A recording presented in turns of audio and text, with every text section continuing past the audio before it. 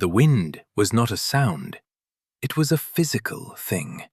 It was a solid wall of razor-sharp cold that hit Silas and his horse, Copper, with the force of a locomotive. The air, once clear, was now a blinding maelstrom of white. Snow didn't fall. It flew horizontally, driven by a gale that tore at the very fabric of the world. Silas leaned low over Copper's neck, his face a mask of ice, his words lost the instant they left his lips. The horse, a bastion of calm strength, drove forward, each step a testament to trust. Ahead, barely a silhouette in the chaos, was the shed. It looked impossibly small, impossibly fragile against the fury of the Dakota plains. But it wasn't the shed they were running for. It was what lay beneath it. 6 months earlier, the air in Sheriff Thompson's office had been thick with summer heat and the smell of stale coffee. Silas stood before the desk, a hand-drawn schematic laid out on the polished wood. It showed a cross-section of his land, a small hillock upon which sat a simple tool shed. Beneath the shed, however, was the drawing's focus, a deep, stone-lined chamber connected to the surface by a heavy, angled door. "You want to dig a root cellar?" Thompson asked, leaning back in his chair, his skepticism a tangible thing. "Not a cellar, Sheriff," Silas corrected him, his voice low and even. "A shelter, a winter hold." Thompson picked up the drawing, squinting. "Under the shed? Why not just build a sturdier cabin? Add another layer of logs, chink it proper." "A cabin burns," Silas stated simply. "A cabin can be crushed by snow load. A cabin loses heat through every seam, every window. The earth doesn't. The earth holds its warmth. The earth doesn't burn." He tapped a point on the diagram. "I'll dig 12 feet down. Walls of fieldstone, 2 feet thick, mortared. An arched roof, Roman style, to bear the load. A chimney for a small stove, but baffled to prevent downdrafts. And a separate ventilation shaft, narrow, screened, placed downwind of the prevailing storms." Sheriff Thompson set the paper down and looked at Silas as if seeing him for the first time. Silas was a known quantity in Prairie Ridge, but not a known man. A former cavalry scout, he had seen things out on the plains that the townsfolk could only imagine. He had tracked hostiles through blizzards that had killed entire patrols. He knew the land, and he respected its power in a way that modern men, with their frame houses and cast-iron stoves, were beginning to forget. "Silas," the sheriff said, his tone softening with condescension. "We've had hard winters, sure. The winter of '78 was a bad one. But this is something else. This is the work of a man expecting the end of the world." "I expect the world to keep turning," Silas replied. "And I expect the Dakota winter to be what it has always been, a patient predator. We've had a decade of mild seasons. People forget what a real freeze is, the kind my grandfather told me about, the kind the Lakota have stories of. A freeze that snaps 100-year-old oaks and turns rivers to stone clear to the bottom." The news of Silas's folly spread through Prairie Ridge like a prairie fire. Men at the general store chuckled into their coffee. "Heard old Silas is digging his own grave," one would say. "Saves the town the trouble," another would reply. They saw him hauling fieldstone from the creek bed, a back-breaking, solitary labor. They saw him felling timber, squaring logs not for a cabin, but for the heavy beams and supports of his underground chamber. They watched him, and they laughed. He was the town eccentric, the crazy old scout who thought a blizzard was the apocalypse. When the land surveyor, Mr. Albright, stopped by, he declared the plan structurally unsound. "That arch will never hold the weight of the soil, let alone a winter's snow," he had announced with professional certainty. The laughter grew louder. Silas paid it no mind. He just kept digging. The work began with the earth itself. Silas chose the spot with a scout's eye. It was a low rise, not a hill, just enough elevation to ensure good drainage. The soil was dense clay, difficult to dig, but stable. He didn't use dynamite. The shock could create invisible fissures. He used a pick, a shovel, and time. Day after day, the pile of excavated earth grew. Copper would stand nearby, patient, occasionally pulling a stone sled when the rocks became too heavy for one man to move. He dug a rectangle, 20 feet by 12, and he went down 12 feet. The walls were not straight. They had a slight inward slope, a batter, to better resist the immense pressure of the surrounding earth. Once the pit was dug, the real work began. He started with the floor. He didn't lay stone, he laid a bed of gravel, a foot deep, for drainage. On top of that, he laid thick, flat flagstones he had prized from a dry riverbed miles away. He fitted them together like a puzzle, leaving only the thinnest of gaps. This wasn't a floor to be level, it was a floor to be dry. The walls were his masterpiece. He had spent weeks gathering the right stones. Not round river rocks that would shift and slide, but angular, flat-faced field stones. He began at the corners, building them up with the largest, most stable stones, creating pillars of immense strength. Then he filled in the walls between them. Each stone was chosen, turned, and tested for fit before a single dollop of mortar was applied. His mortar wasn't the simple sand and lime mix the townsfolk used. He added horsehair for tensile strength and a measure of wood ash, an old trick to improve its resistance to water.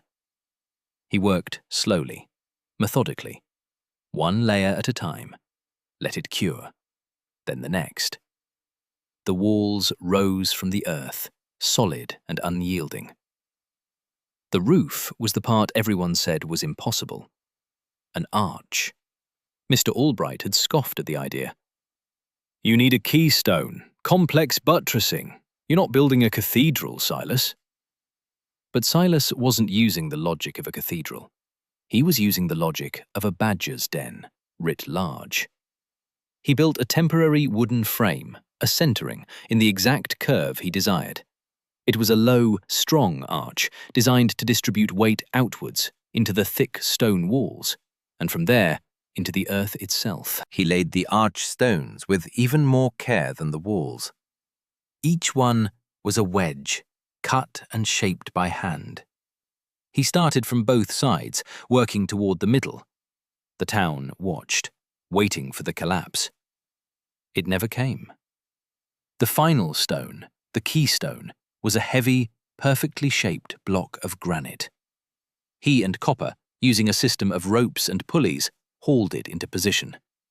With a heavy mallet, he tapped it into place. There was a deep, resonant thud, a sound of finality. The arch was set. He waited 3 weeks for the mortar to cure to the hardness of rock before he dared to remove the wooden frame. When he knocked out the supports, the arch held. It settled less than a hair's breadth. The earth held. The arch held. Now came the waterproofing. He didn't trust tar paper. It grew brittle in the cold. He used nature's own materials.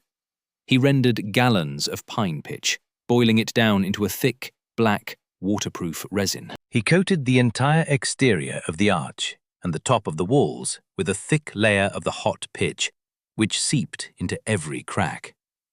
While it was still sticky, he pressed on a layer of thick hides he had tanned himself. Then another layer of pitch. On top of that, he carefully laid the sod he had saved from the initial excavation, grass side down first, to create a dense mat of roots.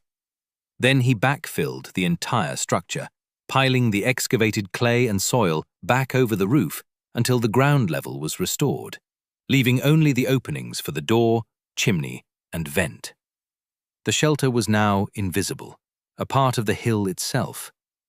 Inside, he built the chimney. It rose from a small, efficient cast-iron stove in the corner. He didn't run it straight up.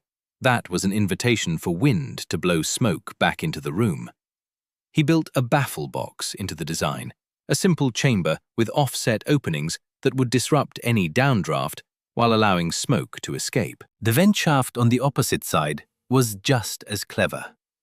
A 6-inch pipe that ran up through the earth, emerging 20 feet away behind a cluster of rocks.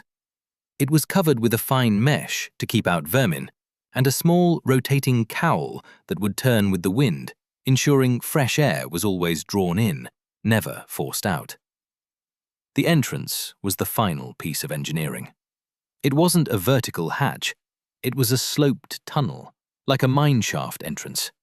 This prevented snow from piling directly on the door and created an airlock.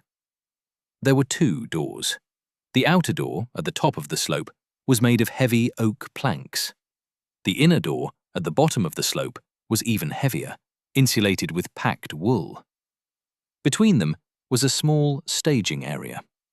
With the structure complete, he began to stock it. This was not panicked hoarding, it was calculated preparation.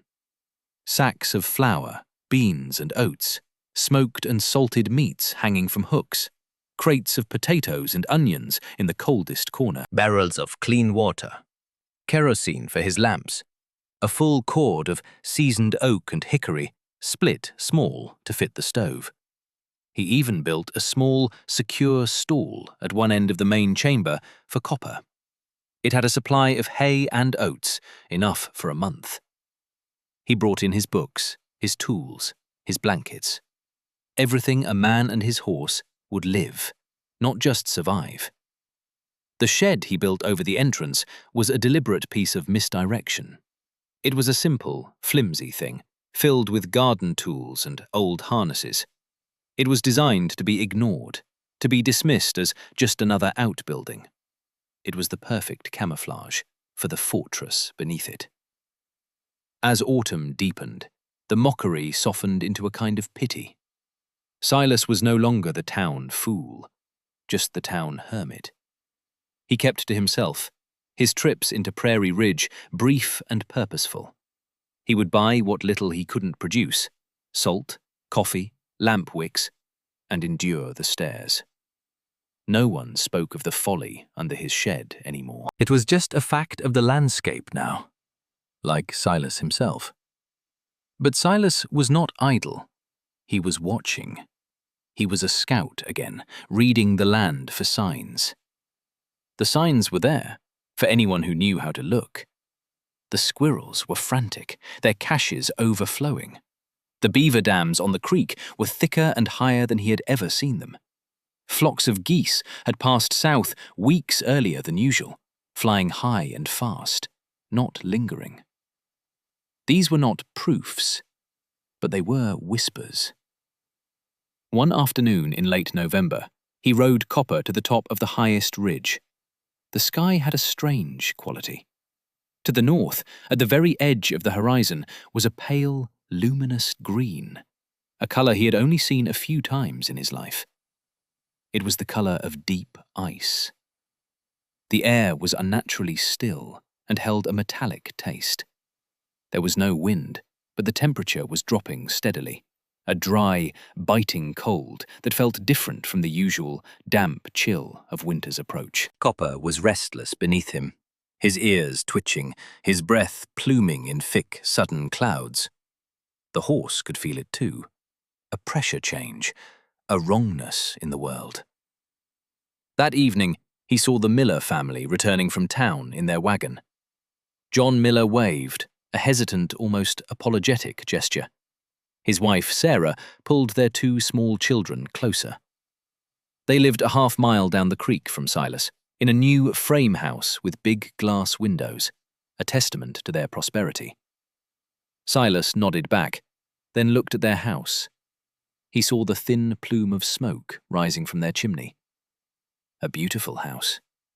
A vulnerable house. He spent the next 2 days making final preparations. He brought the last of the firewood into the shelter. He double-checked the seals on the doors. He filled every water barrel to the brim. He ran a heavy rope from the shed door to his small cabin, a lifeline for when visibility dropped to 0. He gave Copper an extra ration of oats. The horse ate, but his eyes kept flicking toward the northern sky. On the third day, the whispers became a shout. The temperature had plummeted overnight. The water in the trough was frozen solid, not just skimmed with ice, but a solid block. The sky to the north was no longer a green line. It was a bruised, purple wall that was advancing, swallowing the blue. A low, continuous moan began to emanate from the horizon. It wasn't the sound of wind. It was the sound of the air itself beginning to move, a colossal, unstoppable mass. It was time. He gathered a few last things from his cabin, strapped them to Copper's saddle, and led the horse toward the shed. He didn't need the rope yet. He could still see. But he knew, with the certainty of a man who had survived by such knowledge, that in an hour, the world outside would be a featureless, frozen hell. He opened the heavy outer door of the shelter, the wood groaning in the intense cold. The air that wafted up from below was cool, but it was the gentle cool of a cellar, not the vicious, life-stealing cold that was descending upon the world. "Come on, boy," he said softly to Copper. The horse needed no urging. He walked carefully down the ramp into the earth, his hooves sure on the packed dirt. Silas followed, pulling the great door shut behind him. The moan from the north was cut off, replaced by a deep, comforting silence. He descended the rest of the way and closed the inner door, its thick wool insulation sealing them in. He lit a single kerosene lamp. The small, steady flame cast a warm glow on the stone walls. Outside, the Dakota freeze of 1888 had arrived. For the first few hours, the only sound was the rhythmic munching of Copper eating his hay and the soft hiss of the lamp. Silas lit the stove, using only a few small pieces of hickory. The cast iron radiated a gentle warmth that filled the small space. He checked the thermometer he had hung on the wall. Outside, he knew the temperature was dropping to 20, then 30, then 40 degrees below 0, driven by a wind that could freeze exposed flesh in seconds. Inside the shelter, the temperature held steady at 55 degrees. The earth was doing its work. It was a massive, silent insulator, protecting them from the lethal fury above. Then, a new sound began. A low, pervasive rumble that seemed to come from the stones themselves. It was the wind. Not the sound of it whistling through eaves or rattling windows, but the sound of its raw power, a vibration transmitted through the frozen ground. The shelter was a ship in a storm, and the deep rumble was the sound of the ocean. He passed the first day in quiet routine. He tended to Copper, checked his supplies, and read by the lamplight. There was no sense of day or night, only the continuous, muffled roar from above. He ate a simple meal of beans and salted pork, the smell of it a small, domestic comfort in their subterranean world. On what he guessed was the second night, a new sound broke the monotony. A frantic, desperate pounding on the outer shed door. It was faint, almost lost in the gale, but it was unmistakably human. Silas pulled on his heaviest coat, grabbed a lantern, and made his way up the sloped tunnel. He cracked the inner door. The space between the doors was filled with a blast of Arctic air that stole his breath. He pushed his way to the outer door. It was crusted with ice, the latch frozen solid. He had to put his shoulder into it, breaking the seal with a loud crack. The wind tore the door from his grasp, slamming it open. Framed against the swirling white was a figure, a ghost covered in snow. It was John Miller. His face was a mask of frostbite, his eyes wide with terror. "Help!" he croaked, the word freezing on his lips. "The house! The fire!" He collapsed into Silas's arms. Behind him, two smaller shapes huddled together. His children, wrapped in blankets, but already succumbing to the cold. Sarah was nowhere to be seen. Silas didn't ask questions. He hauled Miller inside, then went back for the children, carrying them one by one into the relative warmth of the airlock. He fought the wind to close the outer door, the effort immense. He half carried, half dragged the family down into the shelter. The warmth hit them like a physical blow. The children began to cry, a weak, exhausted sound. John Miller stared at the stone walls, the warm stove, the calm horse. His face a mixture of disbelief and awe. "Our stovepipe," he finally managed to say, his teeth chattering. "The wind. It must have cracked it. Sparks got in the attic. The roof went up so fast." He choked on a sob. "Sarah. She went back. For the family album. The roof. It came down." Silas said nothing. There was nothing to say. He simply handed Miller a tin cup of hot coffee he had brewed on the stove and wrapped the children in his own wool blankets, moving them closer to the heat. For 3 more days, the 4 of them and the horse lived in the earth. The storm raged on, a relentless assault. Silas learned that other houses had met similar fates. The Abernathy place, closer to town, had simply frozen. Their firewood ran out on the 2nd day. The cold had seeped in through their modern glass windows and thin walls, and no fire could fight it. They were found, later, huddled together in their beds, frozen solid. The Hendersons' barn had been flattened by the snow load, the roof collapsing and killing all their livestock. Prairie Ridge was being systematically dismantled, its flimsy structures no match for the true power of a Dakota winter. Inside the shelter, life went on. The children, safe and warm, regained their strength. John Miller moved in a state of shock, but he was alive. The shelter was not just a structure. It was a pocket of life in a world of death. The air was fresh, drawn in by the vent. The stove used surprisingly little wood. The stone walls, warmed by the stove, now radiated a gentle, constant heat. The arch above them held tons of snow and ice, but it did not groan or shift. It was as solid as the bedrock it was built on. The folly had become an ark. On the 6th day, the rumbling stopped.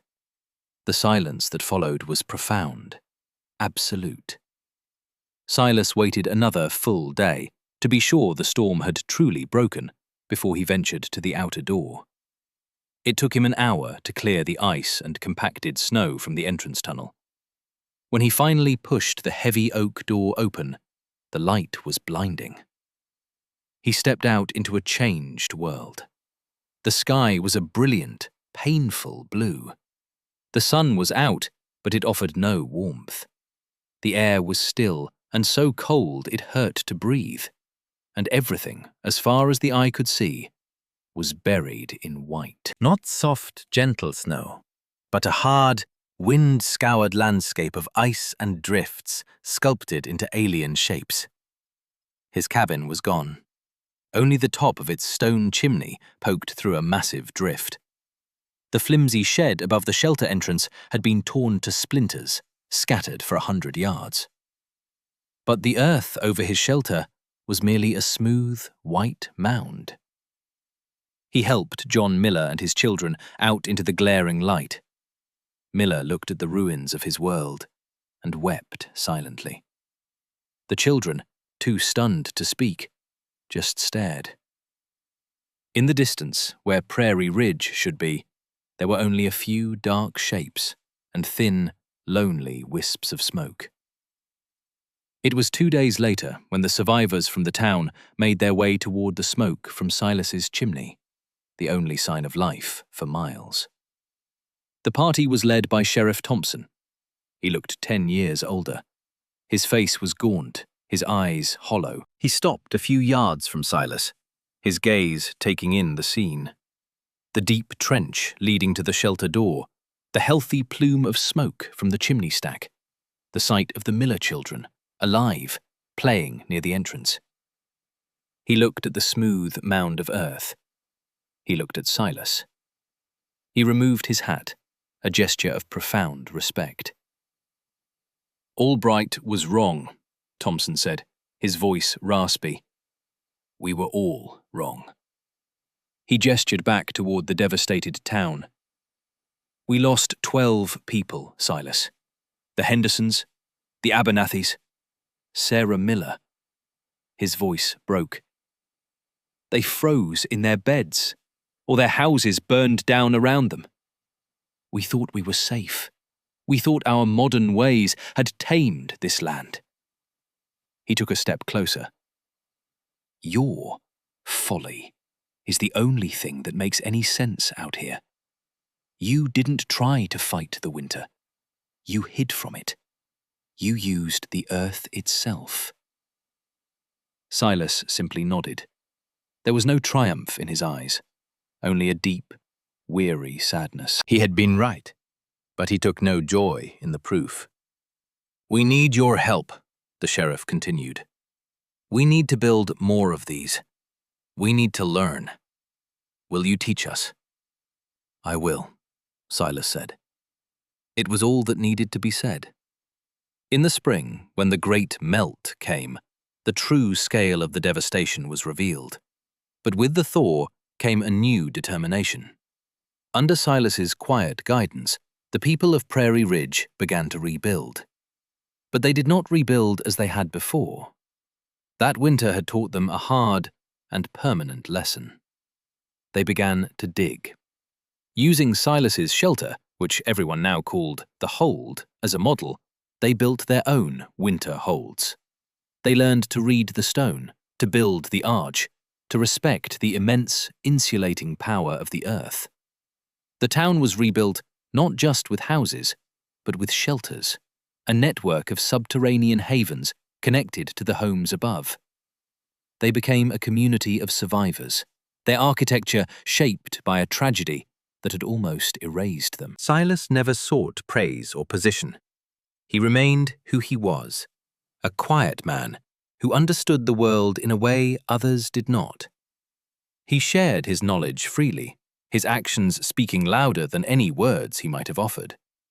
He lived out his days on his homestead, with Copper by his side, a respected elder in the community that had once mocked him. Years later, another great freeze descended on the plains. It was as bad, some said worse, than the one in '88. But this time, Prairie Ridge was ready. When the great wind came howling from the north, the families of the town didn't huddle in their fragile houses. They retreated into the earth, into the life-saving warmth of their holds. Not a single life was lost. Silas's original hold became a landmark, a piece of local history maintained by generations. It stood as a silent testament to its builder, a man whose wisdom was once mistaken for madness. It served as a permanent reminder that the natural world operates on a scale far grander than human memory, and that true foresight is not about predicting the future, but about respecting the past and preparing for what is always possible. The earth held. The arch held. And the legacy of the man who trusted them both endured long after he and his faithful horse were gone.